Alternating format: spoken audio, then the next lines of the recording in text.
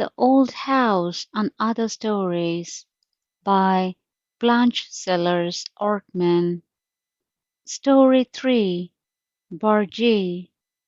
I am only a horse, but if men could understand all the joy of being a thoroughbred with a record of 1 to 21, they would not say so pityingly that horses have almost human intelligence, for in possessing horse sense we have a gift that is just as great. The first years of my colthood were spent under a trainer's eye. As the months passed, he developed in my growing limbs the speed that was my birthright. Coming as I do from a long line of aristocrats, my name was entered early for the great American Derby. When that day came, my heart was so full of the spirit of the race, I surprised myself as well as my trainers.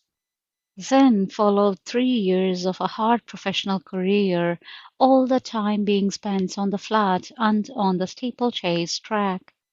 I travelled from city to city, making and breaking records, until my health failed, and I was sold to a kindly gentleman who rode me in the city parks.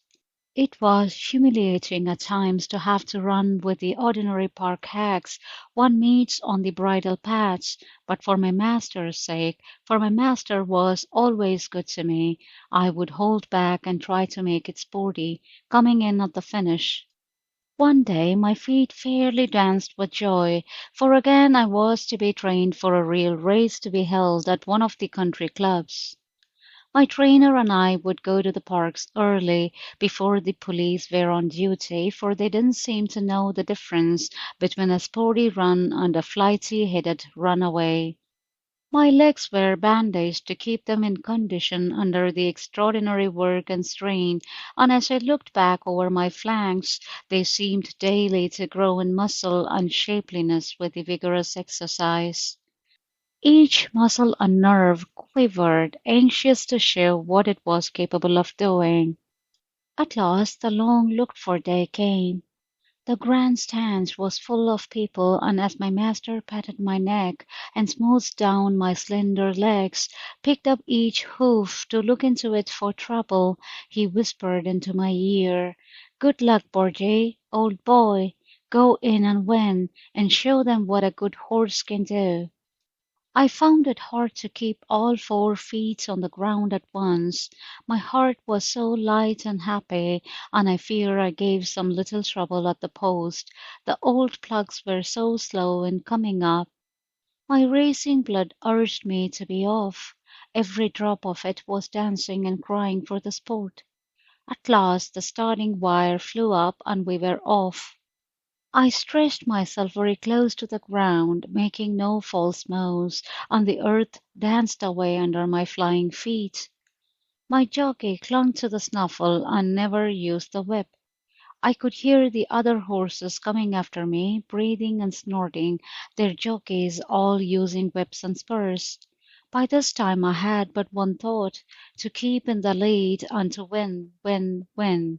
As we turned the half-mile post, my jockey put his whip on me.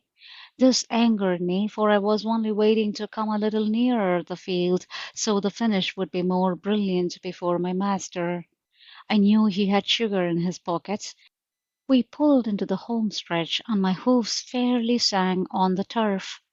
The people on the grandstand jumped to their feet and cheered as I came under the wire, just 20 feet ahead of second. It took me a quarter of a mile beyond that to stop, for once my instinct for racing was aroused, the blood of my ancestors asserted itself, and I hated knowing it was all over. Wreaths of flowers were hung around my neck, and I was walked up and down in front of the judges on the grandstand. I wanted so to get to my master and talk it all over with him, with my nose in his loving hand. I was so glad I had won the big silver cup I even allowed his womenfolk to talk baby talk to me, which is of course foolish, and besides I hadn't forgotten the sugar.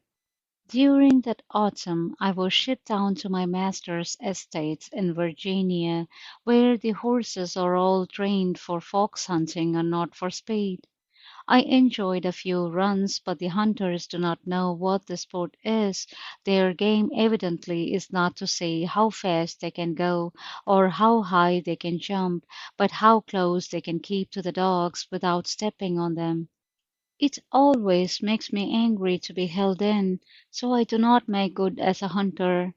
Moreover, I have developed a cough, which makes it hard for me to breathe, and being infectious compels me to spend my days alone in an open field. I frequently have friendly chats over the fence with the other horses, but it is unsafe to have us together. I must confess my heart is sad when my master rides by on his big hunter. I hate that horse, and if my heels could reach him, he would not put on such airs and lord it over me. Of course I'm not jealous, for I know my master loves me, and I often hear him giving orders for my comfort, but I'm never taken out now. My cough is growing worse, and I feel I'm getting old. One night there was great excitement because a drunken negro had stolen me and sold me for $12. Think of the indignity! My blue-blooded ancestors must have turned in their graves or stood on their hind legs with indignation if they knew it. I was taken many miles away and shut up in a lot surrounded by a 5-rail fence. When I was left alone, I jumped the fence and started for home. The going was hard, as I was impatient to get home again, and my cough had made me feeble.